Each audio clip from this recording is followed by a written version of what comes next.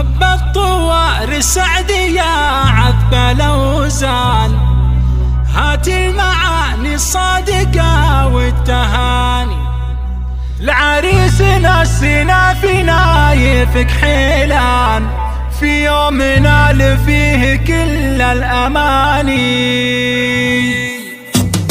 هب الطوار السعدية عذب الأوزان، هات المعاني الصادقة والتهاني، العريسنا السنا في نايفك حيلان، في يوم نال فيه كل الأماني.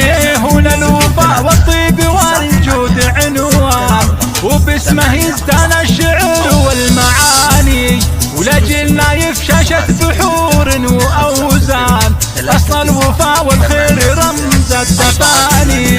وأم العريس بالطيب ما مثلها إنسان، والنعم فيها دوم نابع الحنان، والشعر يشرق لا ذكرنا أم سلمان، دي قدرها ما بيننا قدر ثاني. بنت عز باسمها شعر يزدان، يشهد لها بالخير قاصي وداني، واخوانها والنعم هم خير الاخوان، فرساني لا دار الصروف الزماني.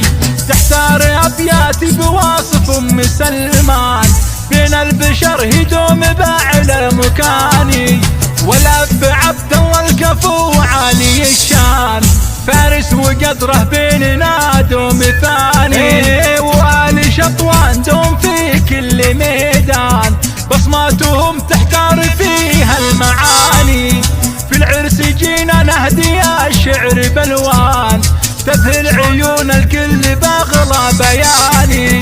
هب الطوار السعدية عذب الأوزان، هات المعاني الصادقة والتهاني، العريسنا السنا في نايفك حيلان، في يوم نالوا فيه كل الأماني. هنا الوفاء والطيب والجود عنوان، وباسمه يزدان الشعر والمعاني، ولأجل نايف شاشة بحور وأوزان، أصل الوفاء والخير رمز التفاني.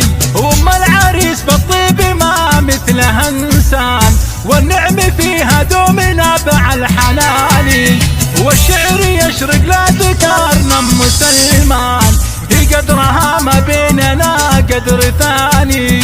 بنت عز باسمها شعر يزدان، يشهد لها بالخير قاصي وداني، واخوانها والنعم هم خير الاخوان، فرساني لا دار الصروف الزماني.